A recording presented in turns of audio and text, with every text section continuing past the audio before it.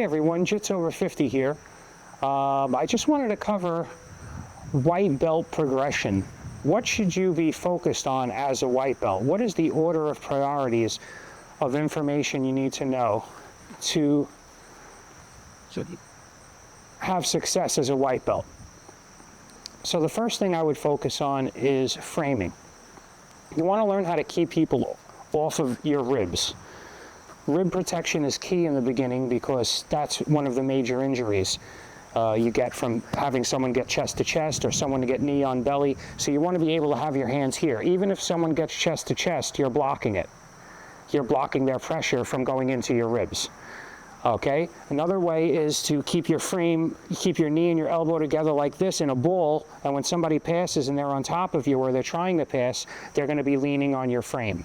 And that's going to lead to you not being crushed or smashed, as people like to say. So that's the first thing I would focus on, my frames. Make sure you get your frames proper to keep people off of you.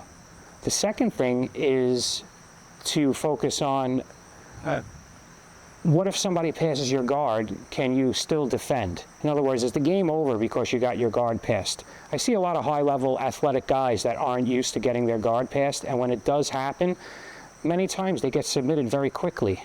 They don't have a good submission defense.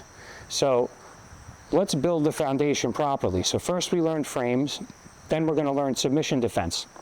Submission defense is very often very small hand movements, framing, keeping their arm from wrapping around your head, from getting a crossface with both hands.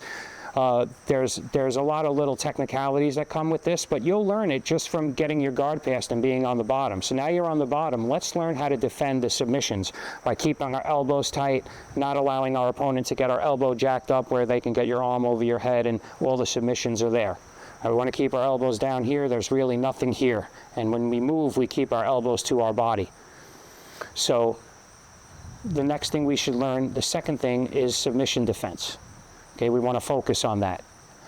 The third priority would be escapes. You want to learn how to escape from a bad position. But before you can escape, you have to learn how to defend, and you have to have your frames so you don't get injured. Right? So the third thing would be escapes. They're hard, you know, but it's fun to learn, especially if you're focusing on it. Like, oh, if I shift my hip this way and I start to press against his other leg, is that going to open up his guard? Is that going to open up his mount and allow me to escape? So first is frames, second is submission defense, and third is escaping. We need to learn our escapes, okay? After learning these three skills, the next skill you should focus on is developing a guard. Using your legs, bringing your legs in, putting them on your opponent's hip, making 4 points of connection with your legs and your hands to prevent someone from doing what they want to do when they're trying to pass from the top. So we want to develop a guard. It's a major part of jiu-jitsu. Fighting an opponent with your legs, fighting their stronger upper body with your legs are going to win 9 out of 10 times, unless he's from like Game of Thrones or something. So developing a guard is very important. So that's the fourth skill. The fifth skill is learning how to pass the guard, right? So once you've developed a guard, now you're going to know the weaknesses and you're going to be able to exploit to pass the guard. So guard passing is the next step. So we have framing, submission defense, escapes, developing a guard, guard passing. This is the progression. After guard passing, you want to learn pin.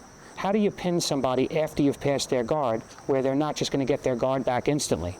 This happens very often in the beginning of your journey. You finally pass somebody's guard, you used 100% effort, a lot of athleticism, maybe some grunting, and then what ends up happening is they just bring their knee back in and get their guard right back.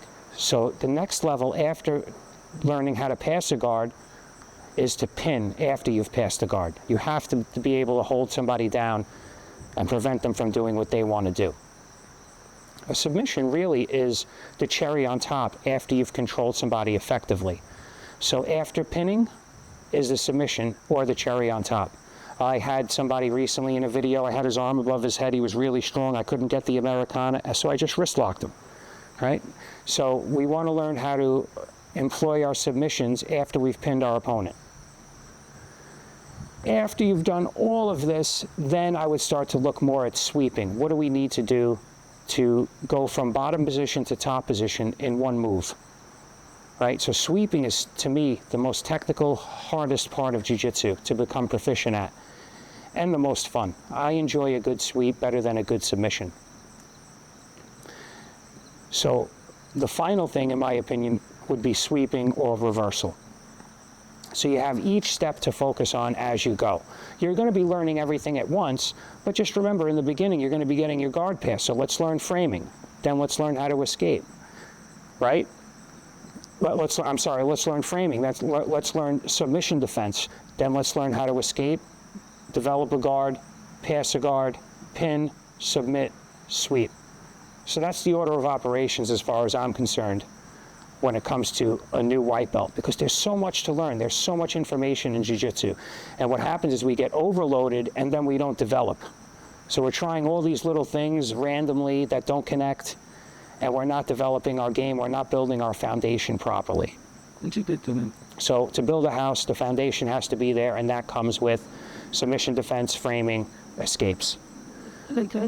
Again, this is in my opinion. Everybody's different. Everybody prioritizes things differently, but I want to help try to mentor people and pull them up to where I am and try to cut their time down, your learning time. If I can cut some corners for you, it'll help you get good faster, and then once you're proficient, the injury rate will go down. In the beginning, when you're not proficient and you don't know frames and you don't know escapes and you're just getting smashed, it's going to be a nightmare. So we want to get past this level as fast as possible. I just hope this helps. As far as, you know, there's rest and there's other things I could talk about, but for this video, I just want to keep it focused on those points. Because to me, knowing a path and following a path is going to make your life a lot easier than just turning down random country roads. So I'm here in Mount Loretto Park in Staten Island. It's starting to become autumn now. The leaves are changing, and this is, I think, episode 3 or 4 in the series. So I'm going to keep going with this. If you have any questions, anything you want, any topic you want covered, please leave a comment about it, and I'll gladly address it. So if you want to help support the channel, I have a spread shop that sells these shirts. I just realized I was wearing this.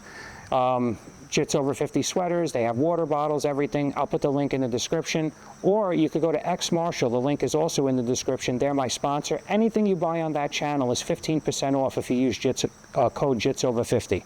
It's not specific to gear that I'm selling. It's anything they sell. Or if you want to buy me a coffee, I would appreciate it. So thank you for watching. And, you know, please like, share.